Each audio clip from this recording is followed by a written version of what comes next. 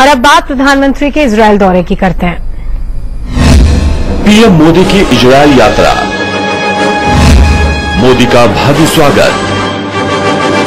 PM Netanyahu ने मोदी के लिए तोड़े 5 प्रोटोकॉल, 3 बार गले मिले, 4 बार मिलाया हाथ। मोदी के नाम पर रखा गया गुलदाउदी फूल का नाम। इजरायल में नमो नमो। इंडिया न्यूज पर बड़ी कवरेज लगातार। तो इजरायल पहुंचे प्रधानमंत्री मोदी का जोरदार स्वागत किया गया। प्रोटोकॉल तोड़कर खुद इजरायली प्रधानमंत्री बेंजामिन नेतन्याहू एयरपोर्ट पहुंचे। इजरायल के पीएम बेंजामिन नेतन्याहू ने प्रोटोकॉल तोड़कर बड़ी गर्मजोशी से खुद एयरपोर्ट पर प्रधानमंत्री का स्वागत किया। पीएम मोदी ने इजरायल के पीएम को गले लगाया।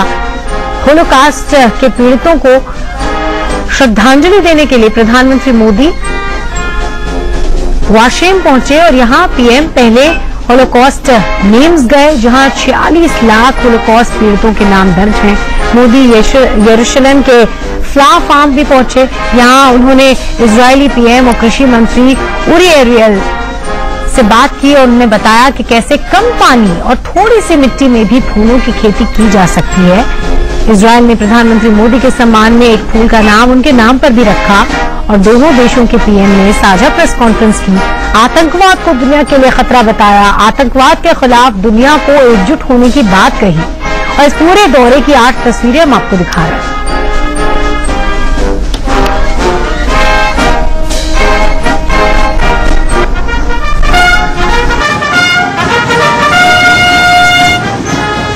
पहली मुलाकात की ये गर्मजोशी देखने लायक थी। इजरायल की धरती पर कदम रखते ही मोदी और नेतन्याहू ने एक दूसरे को गले लगा लिया। दोनों एक दूसरे की पीठ थपथपाते रहे। दोनों ऐसे मिले जैसे 2 बिछड़े दोस्त बरसों बाद मिल रहे हों। जबकि इजरायल की धरती पर पहली बार भारत के किसी प्रधानमंत्री ने कदम रखा था। प्रधानमंत्री नरेंद्र मोदी 3 दिन के दौरे पर इजरायल पहुंचे हैं। मोदी का इजरायल में जोरदार स्वागत हुआ। इजरायल के प्रधानमंत्री नेतन्याहू ने हिंदी में पीएम मोदी का स्वागत किया, हाथ भी जोड़े। वेलकम टू इजरायल, आपका स्वागत है मेरे दोस्त। We receive you with open arms. We love India. Single gentleman, शलोम लेग्राम। वहीं पीएम मोदी ने हिब्रू में शालोम यानी स्वागत है कहकर नेतन्याहू का अभिवादन किया। It is my singular honour to be the first ever prime minister of India to undertake this groundbreaking visit to Israel. Israel में ऐसा स्वागत अमेरिकी राष्ट्रपति और पोप का होता है, लेकिन प्रोटोकॉल तोड़कर इजरायल के प्रधानमंत्री बेंजामिन नेतन्याहू पीएम मोदी को रिसीव करने एयरपोर्ट पहुंचे। ऐसा कोई भी इजरायली पीएम तभी करता है जब अमेरिकी राष्ट्रपति या पोप का इजरायल में आगमन होता है। स्वागत भाषण के बाद नेतन्याहू ने पीएम मोदी को अपने 11 मंत्रियों से मिलवाया जो उनके स्वागत में पहुंचे थे। पीएम मोदी का यह दौरा इजरायल और भारत के बीच कूटनीतिक रिश्तों की शुरुआत के 25वें साल में हो रहा है।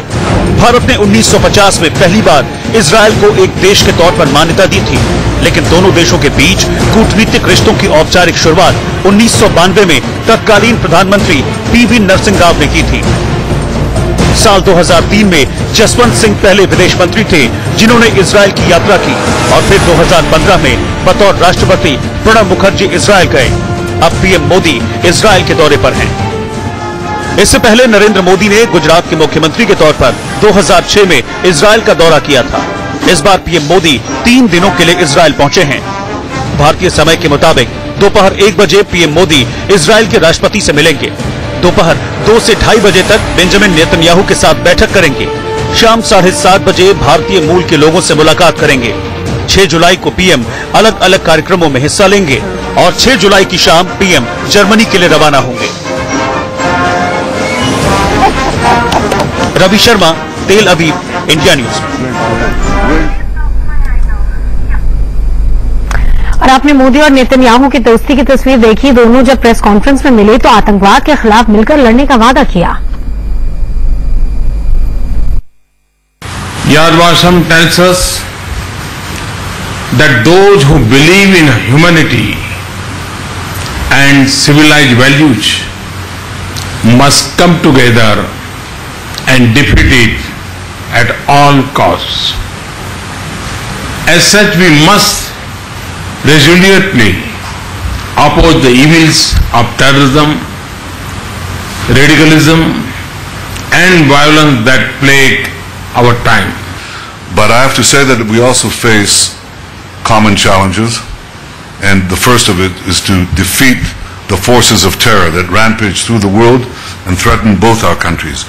So we must stand together in this battle, and it's in this spirit, my friend Narendra, in this spirit of close cooperation and deepest friendship, that I welcome you here to our home in Jerusalem. Welcome, friend. Thank you.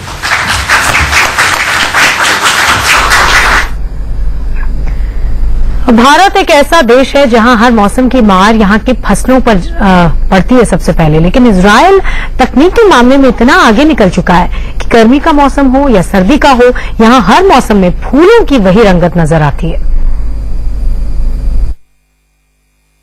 Bharat और Israel की दोस्ती का चमन भी कुछ ऐसे ही खिलने को तैयार है। आपको मैं बता दूं कि ये सर्दियों के फूल हैं, आप इन्हें पहचानते भी होंगे। हमारे हिंदुस्तान में अक्सर सर्दियों में देखे जाते हैं, मगर ये हाइब्रिड है।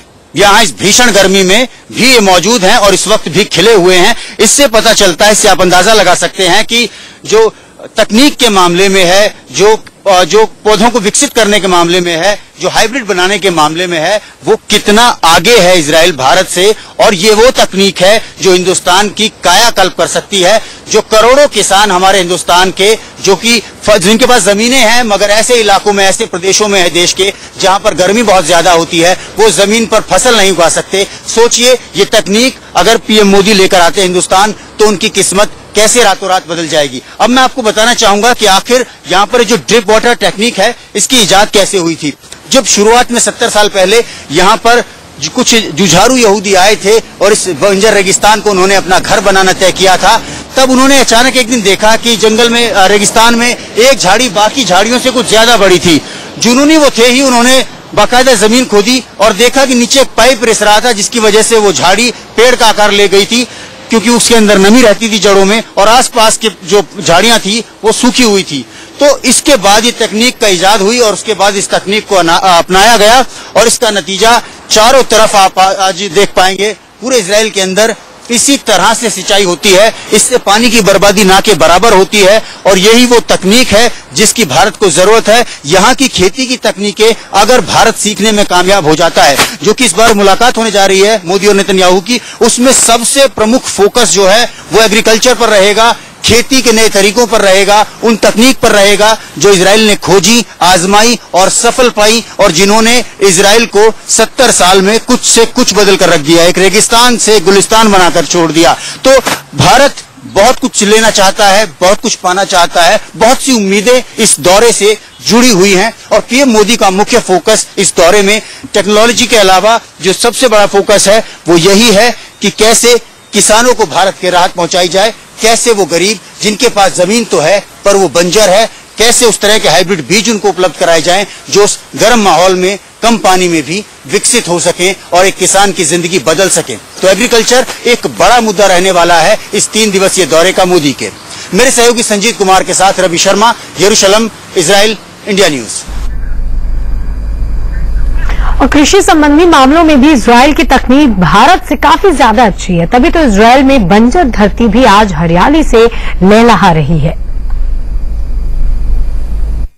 आज जहां मैं खड़ा हूं, आज से 70 साल पहले ये जगह एक बंजर जमीन का टुकड़ा, एक रेगिस्तान हुआ करती थी, मगर इस जगह उस समय ऐसे मेहनतकश लोग आए, ऐसे जाबाज लोग आए जिनमें जुनून था, जिनमें सेहरा को गुलिस्तान में बदलने की कुव्वत, ताकत थी। और आप देखिए, उन्होंने यही किया, इजराइल को एक ऐसा मुल्क बना दिया जो सेल्फ सफिशिएंट है खेती के मामले में, जहां पर हरियाली आपको चारों तरफ बिखरी हुई दिखाई देगी। कौन कहेगा कि कभी यहां पर रेगिस्तान हुआ करता था।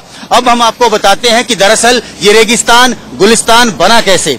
अब आप यहां पर देखिए, ये आप यहां पर जमीन पर एक पाइप दिख रहे हैं जो आपको, ये जो पाइप है दरअसल ये पाइप यहाँ की ड्रिपिंग की वो सिंचाई की व्यवस्था है जिसे इजराइल ने ईजाद किया था। इससे होता क्या है कि बूंद बूंद पानी टपकता रहता है और ये मिट्टी के नीचे दबाई जाती हैं। इससे होता यह है कि जमीन के नीचे तो नमी बनी रहती है, लेकिन जमीन के ऊपर जो है वहां पर सूखा रहता है। रेगिस्तानी हवा या धूप उस पानी को वेस्ट नहीं कर पाती, वेस्टेज बहुत कम हो जाती है। और इसी वजह से आप देख सकते हैं कि बड़े बड़े पेड़ यहाँ पर मौजूद हो जाते हैं। यहाँ पर खेती बहुत उम्दा होती है, कई कई गुना ज्यादा खेती पर हेक्टेयर यहाँ पर ली जाती है इजराइल में। और इजराइल करीब करीब 95% जो एग्रो पदार्थ हैं, जो खाद्य पदार्थ हैं, जो खाने पीने की चीजें होती हैं, वो सेल्फ सफिशिएंट है। यानी यहाँ पर जितना कुछ खाया पिया जाता है उसका 95% इजराइल में ही उगाया जाता है। ये बताता है कि किस हिम्मत के साथ, किस जुनून के साथ इजराइल ने अपने सपनों को साकार किया है। और भारत, जहां पर मध्य प्रदेश, राजस्थान जैसे इलाके हैं, बहुत बड़ा इलाका यूपी का ऐसा है जहां पर खेती बाड़ी बहुत नहीं होती है, जमीन बहुत उपजाऊ नहीं है। सोचिए अगर वहां पर ये तकनीक अगर मोदी ले जाते हैं तो किस तरह से देश का वो करीब 40% हिस्सा जो अभी कंट्रीब्यूट नहीं कर पाता है भारत की खाद्य व्यवस्था में, जहां कुछ उगता नहीं है या फिर उगता भी है तो बहुत कम उगता है, इस तकनीक के जरिए जब ये व्यवस्था वहां पर पहुंचेगी, जब पानी वहां पर पहुंचेगा, जब सिंचाई वहां पर पहुंचेगी, तो सोचिए किस तरह से हिंदुस्तान की किस्मत बदलेगी। मेरे सहयोगी संजीत कुमार के साथ इजराइल, यरूशलेम, रवि शर्मा। और यहाँ